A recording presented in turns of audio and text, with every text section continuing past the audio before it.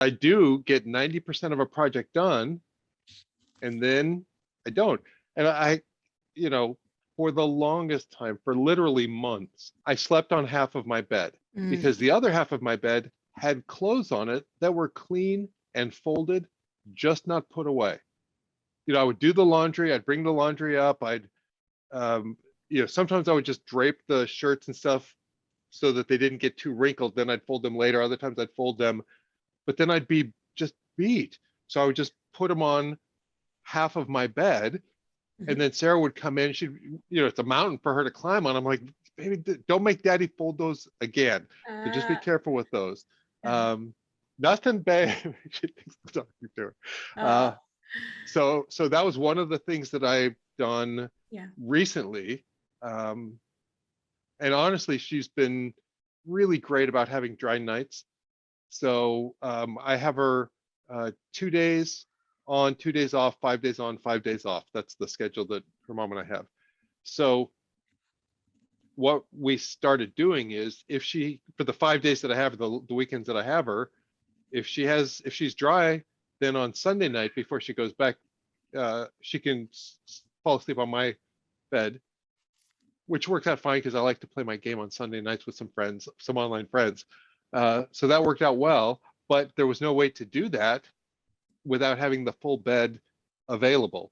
So that sort of was the impetus, and it didn't take me very long at all. I don't know what the hell well, see, there's the negative thinking. What the hell my problem is. Keep talking, say it out loud.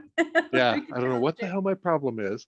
But also now I have to have a conversation about, because she hears everything. Okay. But what my problem was, to not get it done before. And that is, and we'll be able to talk more freely about that in our next session. But, not returning to do that last 10%.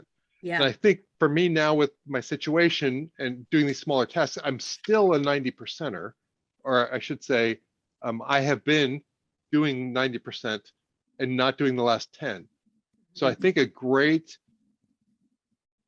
process for us to figure out is how to return to do that last 10%, right? I don't have to do 100%, but I have to return.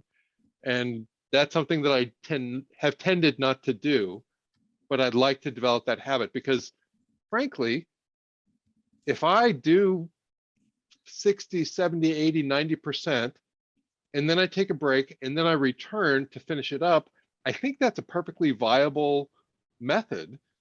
If it works for me, I just have to get that return part in. So. Okay. Yeah, so I think that those are super important. Is you just literally client before you, we were talking about this very similar thing, which, world, there's multiple factors, and we can plant the seed for you to kind of maybe ponder and notice this week what things might be coming up. If you can look at your tasks also with the idea of being curious about the stopping part. So is there a pattern about stop? What's keeping you from getting to that finish line? And for many of us, it can be for perfectionism, for example. It could be, not having it done well. It's in our way. It could be that we're taking on too big of a, like I said, like with laundry. For me, laundry, and you talking about used to be world, and even so, like clean clothes on the floor, and then ended up walking on them, catwalking on them, or laying on them, and then having to basically rewash my clothes because they sat there for too long, or the washing machine and I forgot them there and didn't get them to the dryer. All these different things, or constantly having to. Anyway, it doesn't matter, but the clothes that I was wearing, they'd get wrinkled, and it was in a very forward facing, public position. How I looked mattered. And so I was constantly refluffing my clothes with throwing wet towels in the dryer to get them from being so wrinkled because I'm up. It's a sort of just chain of behaviors that make more work for us really in the long run. And so figuring out how to turn down and change my routine. I'm a rule follower, I learned. And that was important for me to embrace in my ADHD as a tool to kind of work with it, work with how my brain works in a way that was helpful. And so if I created new rules for myself about how I behave, and for me, that word, I have taken power back of that word, where it used to be a triggering word for me. So now being able to say rules and be the rule follower and own it with compassion and kind of sometimes some humor was really important for me to reframe that word in a way that was really motivating. So knowing that I'm generally a rule follower, I like structure in ways of doing things, but it helps me to follow them and to remind me when I get off track, so that it's easier to come back to. So this is why it's also relevant in this situation. So coming back to something, if I have a real clear process, and even more importantly, deeper why behind the way I do it. Why am I doing it this way, and why does it work for me? Because we can start to rationalize ourselves out of our own processes, or, talk ourselves out of doing it a certain way because it feels hard right now. And it's like, well, actually, if I do it this way, my world is better. I'm happier. Things function better. This happens if I, whatever. So it allows me to remind myself of why I have it the way I have it. But so that's one piece. So coming up with a process for how you do things, but also maybe narrowing the scope, instead of having, for me, waiting to do my laundry until I had, multiple loads of laundry, it became a big old project. And so no wonder I dreaded it. No wonder I didn't want to go back to do it, or had a hard time getting started. And it was just much harder to be successful. And so I figured out through we can talk more about this, but I just want to plant a seed for thinking about how you move through stuff. And so first of all, it's rules, but the other is redefining done is what I have decided, I have to redefine what done is. And for many of us, when we have lots of incompletions, that can be a really important factor. Look, how do I, you haven't mentioned this, so maybe this isn't a thing for you, but what can happen for me around maintaining spaces, so many of us, actually not just me, but it's like if we find a space gets cluttered, for example, more easily, or we're less likely to put things back in their homes. So have clutter or have other things we're dealing with a lot. So things with dishes, for example, or dealing with paperwork or our desks or anything like that. I used to, realize when I finished working with a client, I would have my notes, I would get up, like finish the call, walk away from my desk, either because I had to go to the bathroom or because something else got my attention, but I was like, okay, done. And then I realized, well, okay, but I still have my client notes on my desk. I haven't updated my coaching log. I haven't looked at my calendar. I still have the papers there. The file's still on my desk. It's not in the shelf that's over there where they live, so those different things I had to say. I'm not done with a coaching session until I have done, these things. And so then that helped me like, oh, that's actually what done means.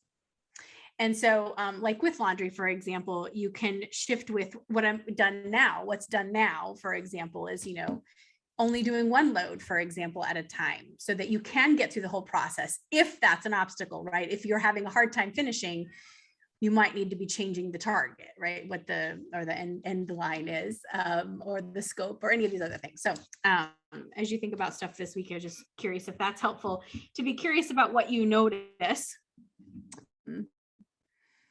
about that 10%. Like, what is it about that feels? Yeah, I think it will be helpful, because like done is the clothes are put away, not just cleaned and folded.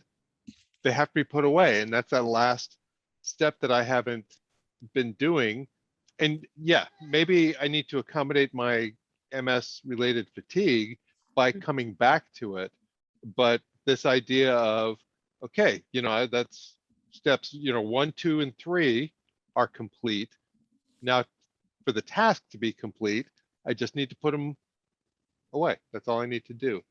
I recently bought a toy storage thing, like they have at daycares, bins and whatnot for Sarah's toys in the living room.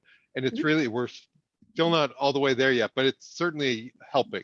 Having a place for everything, having a visible place for everything. And I think it's going to be the same sort of thing for me, is just defining done clearly, so that I can, not to beat myself up about I didn't finish it, Yeah. but to remind myself it's not finished until it's in a drawer or hung up or something, like that. So what are you taking away from our conversation today? What felt important?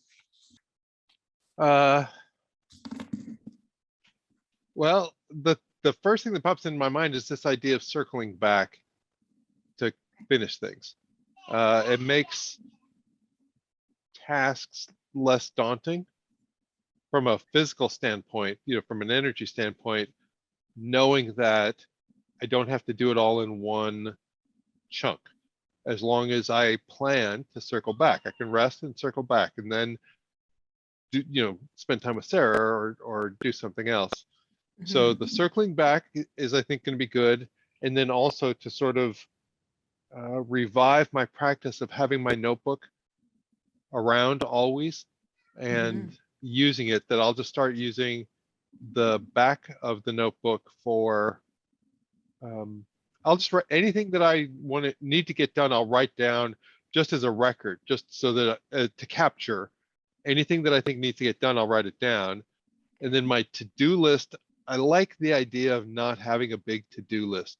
So this idea of just having an index card or 3 Post-it notes or something like that, that is just, before I go to bed at night, to just write down, even if it's just one thing.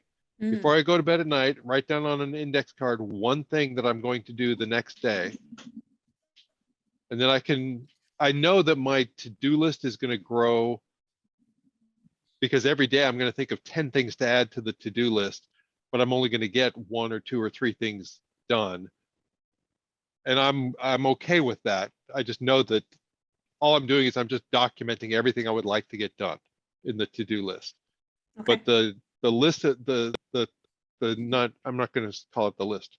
The one thing to do every next day, that I think is important that I actually get that done. So I'll write it down tonight, but I can tell you right now, it's going to be call and make an appointment with my neurologist. Great. Okay.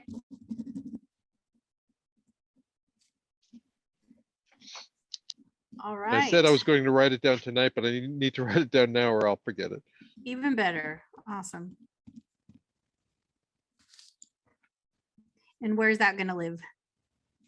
It is it's on my desk, which is very messy, but it's on the corner of my desk where I keep important stuff. It's right underneath the cradle for my headset. Okay.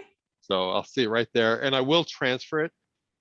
That's going to be another thing that I need to do, is clear all this junk off of my desk, because it's a pile. Okay. And so with the notebook, you said you had it on the nightstand. Is that where it generally is going to continue to live, or does it need to move somewhere else? Or what are your thoughts about that? Well, I think it'll probably, it used to not be a big deal. Now for me to get up and walk across the room and get it, there'll be plenty of times that I'll say, I'll just scribble it down someplace close. So I think what I'll do is on Sarah's toy shelf, the top shelf closest to the couch is where I've just started without intending to, but that's where I keep my phone and my wallet, my keys. So I'll keep the notebook there as well. All right. So that's just where I keep that stuff. Okay. Yeah. So when I'm in the living room, and then when I'm in the bedroom, I'll just keep it here by my desk. I'll just always keep it close by, basically. Okay, so that can be one of the things, as we didn't talk about this today, but one of the things that can help with the getting things done, or the redefining done, and or making it easier for us to do certain tasks, especially what I think is key for any ADHD, but even more for you, is energy management is critical. Yeah. So when you can add actions into your flow of your day, and how you move around your space will be even more important when you think about saving energy. So as I was telling another client earlier today she was talking about clutter and dishes and having a really messy space and really unhappy with the messiness of her space. And I said, okay, so one thing that, I ended up having to do, because again, connected to rule following for me, was I would have dishes sitting on the table or near the coffee table or at my desk or other things. And keeping up with my dishes and laundry have been two of my my big ADHD wins. And the way that I'm able to do that is to create processes. So a rule for myself is anytime I leave, I get up from the couch, get up from the chair, get up from my desk, any of those places where I may have dishes sitting, my hands are full. I don't ever walk away from that spot. I don't get up without taking something with me. So for you with that notebook, for example, if it needs to be near you and you need to save your energy, it might need to be part of your process that it comes with you when you leave the room, like at night. It might need to come back to your desk, or it might need to come with you to sit on the table or whatever. So it just might need to be built into your flow or your way of moving around. That might help you remember to do it, have it where you need it, and save energy in the process. So just some thoughts to help support you in streamlining the amount of energy you spend on things. Can be about building it into your process or your way of moving through your apartment, your home. I do that to some extent. Anything that has to go downstairs, like laundry, or if I'm taking cardboard boxes to the recycling, whatever, honestly, I just throw them in that direction. So that, if I'm with Sarah or whatever it might be, I take her socks off when we get home from daycare. I just toss them over there. But that way, when I go, when I'm going downstairs, I can just grab all that stuff up, take it all downstairs in one go and put it in the laundry or put it out in the recycling, that sort of thing. And I do tend to, like, when I get up, to reach around and grab, or tissues or whatever it might be, and take them and throw them away. Although one thing too that's nice is she's at the age now where I can say, baby, can you go throw this in the recycling for daddy? Yeah. So she's very helpful that way. Well, I was going to say, it's part of, her learning skills like this are all beautiful ways to support you, but also to support her in learning some basic skills, right? Of keeping her, tidying things up, processes that she can be part of, taking responsibility of her own stuff, for example, which will also benefit you, but it's also a life skill she needs to learn anyway. So figuring out, again, having her be part of this process for you, helping take some of the load off of you, is a beautiful gift also to her, to learn some of these things. And she's probably very capable with support and reminders, to do some of this stuff, to take care of her own things, as well as maybe helping you with some tasks when she's there. Yep. Awesome. Okay. I will let you get back to her. Okay. That's really beautiful. And her hair is really cute too. Okay, anyway, sorry. Also, I get distracted by her adorableness and focus on you. Anything that you would need or like support around for me or anyone else in your world between the now and the next time we talk? Well, today's Monday and tomorrow is Tuesday morning. So I'm going to get on the ADA website and see what the process is. If it's something I can join, if there's a waiting list, if they need a certain number. There is no waiting list. All you need to do is register, go to the support group page that says accountability for you, and just sign up for it. And then you'll get the email with the link and a reminder and all that stuff. Okay, I will do that. I think that's going to be it. My plan. I've got her with me today, although clearly she is feeling better than she has been this weekend. Looks like good energy. Yeah. So today is going to be kind of a. I've got a couple things. Yes, today is Monday. I've got a couple of things to do on my list and whatnot. Yeah. And then frankly, this evening I plan on just taking cold medicine and sleeping. I was going to say, the shift is now, she's getting energy back while you might be losing energy. Exactly. So. Yeah. We already had that conversation today about you're it, right? Yeah. Okay, so self-care, resting, taking care of yourself is most important. Let me know if something comes up that if you want to, what can be helpful is just to celebrate, anchor. When you do something, if you want to send me a text message, it's my favorite thing in the day is when I get celebrations from my clients. If it's helpful for you, also, please do it. I don't want it to be another chore or another task, but only if it's helpful. No. And all right, I will let you get back to that beauty and taking care of yourself. And let me know if you need anything else. Will do. Thank right. you. Take care. Bye-bye.